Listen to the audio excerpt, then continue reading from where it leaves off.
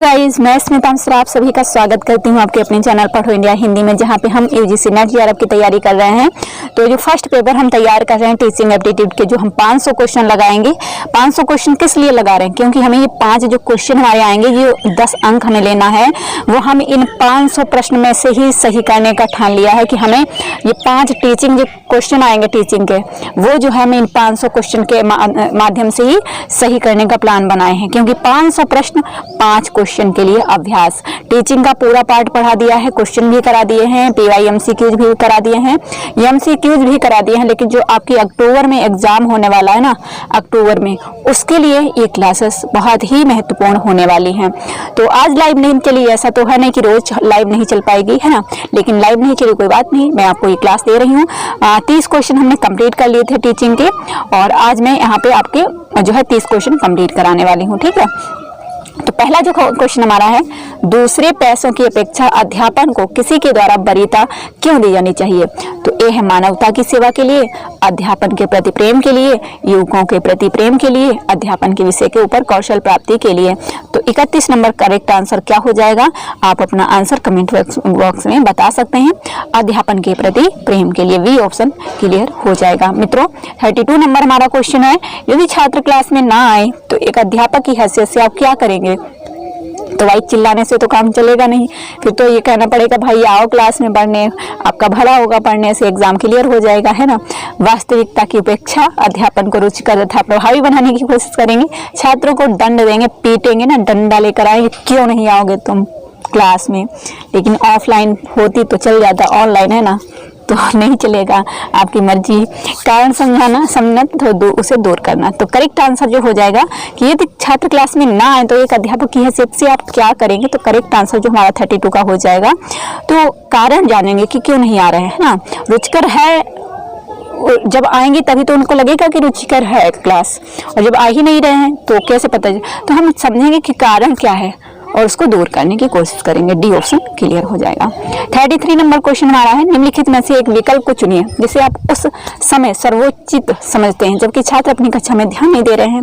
तो correct answer क्या होगा? इस समस्या की उपेक्षा करेंगे, छात्रों को दंड देंगे, छात्रों को ध्यान देने के लिए कहेंगे, कारण समझाइए। तो करेक्ट आंसर 33 का आपका हो जाएगा डी, कारण समझाएंगे। ठीक है। 34 नंबर, कक्षा 4 में विदुषता अधिकतर किस पर आधारित होती है? अध्यापक के ज्ञान की कमी पर, छात्र के ज्ञान की कमी पर, कक्षा में शोर पर, कक्षा के बाहर शोर पर। तो करेक्ट आंसर जो है आपका 34 का हो जाएगा फ्रेंड, अध्यापक के छात्र की ज्ञान की कमी पर। छात्र की कमी से नहीं होता है, छात्र की कमी तो अध्यापक दूर करने के लिए ही बैठा है। भारत में उच्चतर शिक्षा संस्थानों को सुधारने के लिए सर्वोत्तम विकल्प क्या होगा? भारत में हमें क्या करना चाहिए जिससे हमारे, इस समय तो कोरोना है तो कुछ हो ही नहीं सकता है, लेकिन फिर भी हम प्रयास कर रहे हैं, है ना। घर बैठे हमने सुविधाएं दी हैं कि आप जो है घर में बैठकर पढ़ाई करें, जब एग्जाम हो तो वो एग्जाम में अच्छे से अपना अच्छा करके और अपना एग्जाम क्लियर करें, है ना। तो 35 का करेक्ट आंसर जो हो जाएगा वो हो जाएगा सामान्य पाठ्यक्रम और विकेंद्रीकृत परीक्षा। 36 नंबर क्वेश्चन हमारा है, नीचे कुछ गतिविधियां दी गई हैं जिसमें अध्यापक क्रियान्वित करता है। तो परीक्षा में उत्तीर्ण होने के लिए छात्रों की सहायता करें, छात्रों को सीखने के लिए प्रेरणा करें, समय पर पाठ योजना को पूरा करना, प्रिंसिपल की आज्ञा को लागू करना, कॉलेज प्रबंध को सहायता देना। तो करेक्ट आंसर क्या हो जाएगा? यहाँ पे जो ऑप्शन दिए गए हैं 36 के, तो सी ऑप्शन जो है आपका करेक्ट हो जाएगा। सी ऑप्शन में दिया गया है सेकेंड थर्ड फोर्थ। छात्रों को सीखने के लिए प्रेरणा, समय पर पाठ्य योजना को पूरा करना, प्रिंसिपल की आज्ञा को लागू करना। ठीक है, कि ऐसा जो है प्रिंसिपल ने कहा है। 37 नंबर क्वेश्चन देखिए, इस तरीके के ही क्वेश्चन आपके पूछे जाएंगे। ठीक है, ये ऑप्शन देकर इस टाइप के, है ना। तो नीचे कुछ गतिविधियों को प्रस्तुत किया गया है जिन्हें लेक्चर की विकास अवस्था में अपनाया जा सकता है। सादृश्य का प्रयोग, पूर्व ज्ञान का परीक्षण, नियत कार्य का देना, और दृष्टांतों का प्रयोग, सहायक सामग्री को समझना। तो ये क्वेश्चन काफी बार पूछा भी गया है, कुछ इसी टाइप का। 37 करेक्ट आंसर आपका सी हो जाएगा। 1, 4, 5 सादृश्य का प्रयोग, और 4 दृष्टांतों का प्रयोग, सहायक सामग्री को समझना। पूर्व ज्ञान का परीक्षण होना चाहिए फिलहाल, पूर्व ज्ञान का परीक्षण, लेकिन इसमें नहीं आया है, और नियत कार्य का देना ये नहीं आया है आपके। ठीक है, चलिए आगे देखते हैं नेक्स्ट क्वेश्चन। नीचे एक प्रभावशाली परीक्षण की कुछ विशिष्टताएं दी गई हैं। औचित्य, लंबाई, सुश्रुति, भाषा, वस्तुपरकता। 38 नंबर करेक्ट आंसर क्या होगा? ए हो जाएगा 1, 2, 3।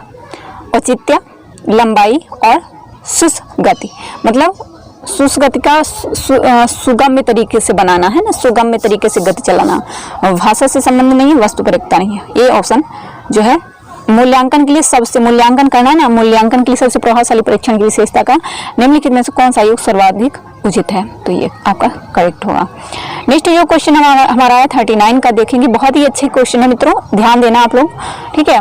और इसीलिए मैं ये आपको लाइव क्लास नहीं चली तब भी मैं आपको क्वेश्चन दे रही हूँ, क्योंकि हमें अक्टूबर तक जो है सारी यूनिट को इसी तरीके से करना है, ठीक है। और हमारी सभी यूनिट कंप्लीट हो चुकी हैं। लोग जो हमारा इन्वायरमेंट का है वो भी काफ़ी तैयार हो गया है, और बचा है हमारा हायर एजुकेशन। तो हायर एजुकेशन की कुछ हमने क्लासेस बनाई भी हैं, प्लेलिस्ट में जा सकते हैं, प्लेलिस्ट बनी है हायर एजुकेशन के नाम से।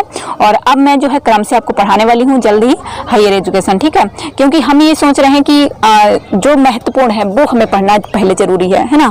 तो ये जो मैंने सीरीज चलाई है जैसे 500 प्रश्न की, तो ये आपका क्लियर हो जाएगा, ठीक है।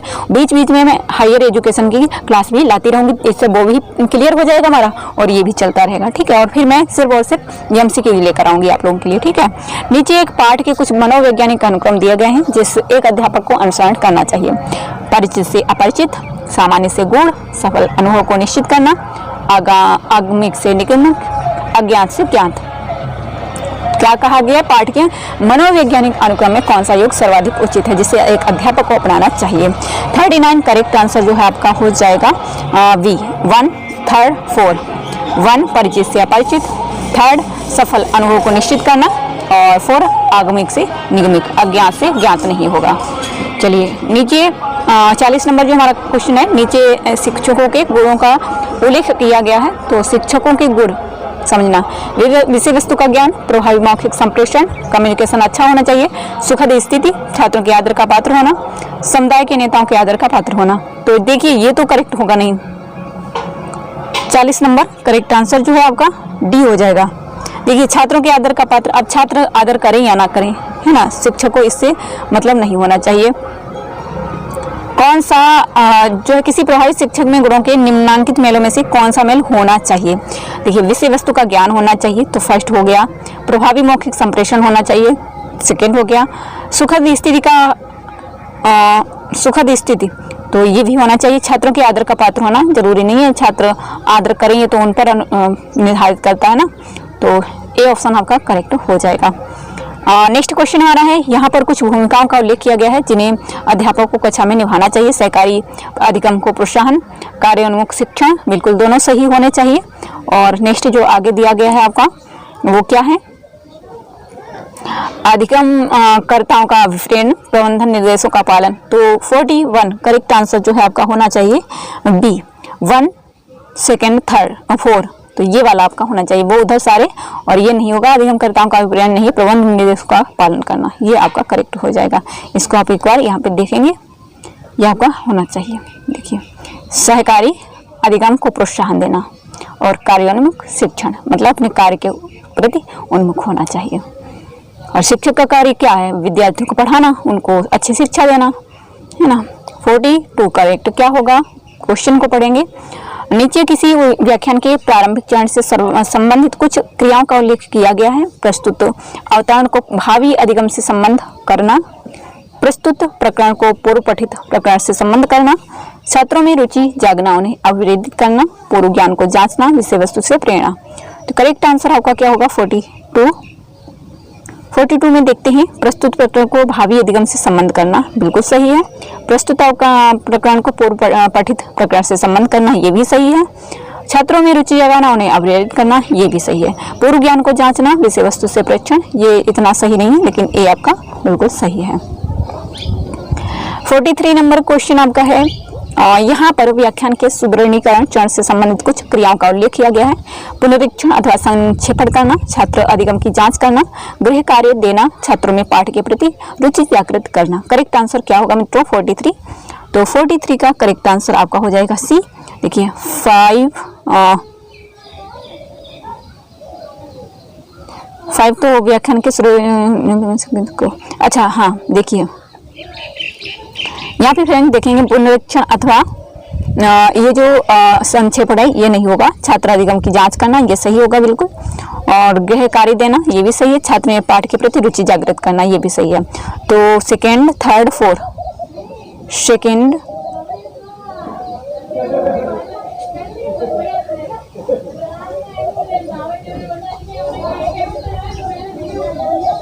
फ्रेंड्स इस क्वेश्चन के जो है ऑप्शन सही नहीं है, लेकिन आपका जो है ये 3 ऑप्शन सही होंगे। ठीक है, 3 ऑप्शन सही होंगे। इस क्वेश्चन का इस ऑप्शन में नहीं दिया गया है। ठीक है, चलिए 44 नंबर देखेंगे क्वेश्चन है। नीचे किसी व्याख्यान की प्रस्तुति शैली से संबंधित कुछ कौशलों का उल्लेख किया गया है और आप जब आप क्वेश्चन को इस तरीके से सॉल्व कर रहे हैं, आपको पता नहीं है कि कौन सा सही होगा, है ना। तो इसीलिए कहा जाता है किसी शिक्षक का मार्गदर्शन लेना सबसे जरूरी है। आप तो बुक में पढ़ रहे हैं, लेकिन बुक आपको ये नहीं बताएगा कि आपको ये पढ़ना है। कभी बोली है बुक? नहीं। टीचर कहता है कि ये पढ़ो, ये आपके एग्जाम के लिए है ना, ये सही है, ये गलत है, ये आपको शिक्षक बताता है। बुक में आप चाहे जो मन हो पढ़ते रहो, पढ़ते रहो, पढ़ते रहो, है ना। और बुक ये नहीं कहेगी मेरे पेज से ये वाला पेज पढ़ लो, है ना, ये नहीं बोलेगी। तो यही चीज़ें हैं। एक सही शिक्षक, एक मार्गदर्शक होना हमारी लाइफ के लिए, हमारी सफलता के लिए बहुत ही जरूरी होता है। नीचे किसी व्याख्यान की प्रस्तुत शैली से संबंधित कुछ कौशलों का उल्लेख किया गया है। संप्रेषण वर्धक युक्तियों का प्रयोग, उद्दीपकों में विविधता, छात्रों में प्रेरणा, पूर्व ज्ञान परीक्षण, प्रश्न पूछने का कौशल। तो ये तो जरूर होगा, प्रश्न पूछने का कौशल जागृत करना। तो देखिए ये इसमें है, एक इसमें है और बाकी दोनों में नहीं है। तो ये क्वेश्चन आप इस तरीके से देखिए, प्रश्न पूछने का कौशल ये तो सब बिल्कुल सही होता रहेगा आपका हमेशा। तो ये आप देखेंगे जब क्वेश्चन को, तो ये वाला सिर्फ सेकंड और थर्ड में है। ठीक है, तो अब आप देखेंगे कि आपका जो है पूर्व ज्ञान का परीक्षण, ये भी सही है। तो पूर्व ज्ञान का परीक्षण किस में आएगा? देखिए इसमें तो है नहीं पूर्व ज्ञान का परीक्षण, तो ये आपका कट हो जाएगा, है ना। छात्रों में अभिप्रेरण सही है। उद्दीपकों में विविधता ये सही नहीं है। संप्रेषण वर्धक युक्तियों का प्रयोग, वी ऑप्शन आपका 44 में करेक्ट हो जाएगा। ठीक है, क्योंकि उद्दीपकों में विविधता नहीं आएगी। संप्रेषण वर्धक युक्तियों का प्रयोग, संप्रेषण मतलब कम्युनिकेशन, अच्छा कम्युनिकेशन हो उसके लिए अच्छी अच्छी उक्तियों का प्रयोग करना। ठीक है, तो आपका फर्स्ट और थर्ड और 5 करेक्ट आंसर हो जाएगा। यहाँ पे आपका करेक्ट आंसर क्या होगा 45 का, देखेंगे आप लोग। यहाँ पर किसी व्याख्यान के दौरान संप्रेषण प्रक्रिया के कुछ पक्षों का उल्लेख किया गया है। विपर्य, मूल्यांकन, संकेंद्रण, निदर्शन, अतिरंजन। तो इसमें आप देखेंगे कि करेक्ट आंसर क्या होगा 45 का। तो 45 का करेक्ट आंसर आपका बी ऑप्शन हो जाएगा। सेकंड मूल्यांकन, संकेंद्रण और निदर्शन। ठीक है, ये 3 ऑप्शन करेक्ट होंगे। विपर्य, अतिरंजन नहीं आएगा। ठीक है, तो मित्रों मैं चाहती हूँ कि मैं आपको इतनी छोटी सी वीडियो दूँ ये वाली, जिससे आप लोग इसको पढ़ें और समझें। और कल मैं आप लोगों को लाइव पढ़ाऊंगी सुबह 9, 9:30 बजे जो हमारी लाइव क्लास होती है उसमें आप लोग जरूर आइएगा। इसके आगे क्वेश्चन हम उसी में करेंगे। ठीक है, और हिंदी साहित्य अगर आपका सब्जेक्ट है तो आप हमारे साथ जुड़ सकते हैं। किसी भी एग्जाम के लिए आप हमारे साथ पढ़ने के लिए हिंदी साहित्य पढ़ना चाहते हैं तो आप हमारा एडू क्लासेस के कदम सबके साथ जो चैनल है उसको जरूर से जरूर फॉलो करिए और वहाँ पे हम जो हिंदी पढ़ते हैं उससे आप लाभ लीजिए। अगर आपकी जानकारी में आप नहीं है, आपकी जानकारी में कोई हिंदी पढ़ने वाला है तो आप हमारे चैनल को ज़रूर बताएं उनको और जोड़िए। आप भी आपने कोई भी आपका हो हिंदी साहित्य पढ़ने वाला उसको जरूर बताइएगा। ठीक है, और यूजीसी नेट द्वारा फर्स्ट पेपर जो लोग तैयार कर रहे हैं उनको ये चैनल के बारे में बता सकते हो, पढ़ो इंडिया हिंदी के बारे में। ठीक है, न्यू चैनल है दोनों और हम भी न्यू है पढ़ाने वाले हैं। तो आप लोग जो है अगर कोई गलती होती है कहीं पे तो आप लोग मुझे कमेंट बॉक्स में बता सकते हो कि मैम यहाँ पे गलती हो रही है, इसका सुधार करिए, है ना। तो ये आपका जो हमारे लिए सबसे बड़ा जो है सहयोग रहेगा हमारे चैनल को आगे बढ़ाने में, है ना, कि अगर आपको कहीं पे कोई कमी दिखाई दे रही है। साथ ही फ्रेंड हमारा फ्री टेलीग्राम चैनल है पढ़ो इंडिया हिंदी एडू क्लासेस, चाहे जिसको ज्वाइन कर लीजिए, जहाँ पे आपको PDF वगैरह मिलती रहती है, क्विज भी होती रहती हैं और हमारी क्लास का जो है लिंक आपको वहीं पर मिल जाएगा। ओके फ्रेंड, और पेड कोर्स भी है हिंदी साहित्य का, साथ में फर्स्ट पेपर जो है इसका भी नोट्स वगैरह मैं वहाँ पर शेयर करती रहती हूँ, क्वेश्चन वगैरह सेंड करती रहती हूँ। तो हिंदी साहित्य और with first paper paid course है। अगर आप हमसे कोई जानकारी लेना चाहते हैं तो आप हमारे 9076657508 नंबर पे कांटेक्ट कर सकते हैं। ओके, तो चलिए यहीं पे करेंगे इस वीडियो को, मिलते हैं नेक्स्ट। तब तक खुश रहिए, स्वस्थ रहिए और अपना ख्याल रखिए, पढ़ाई करिए अच्छे से, एग्जाम को क्वालिफाई करिए, क्योंकि इस समय जो है बार बार नहीं आता है। समय जो भी आएगा नया आएगा और कुछ नया लेकर आएगा, तो तैयारी करते रहिए, भविष्य आपके लिए कुछ अच्छा ही लेकर आएगा। Okay, all the best, take care, जय हिंद, जय भारत।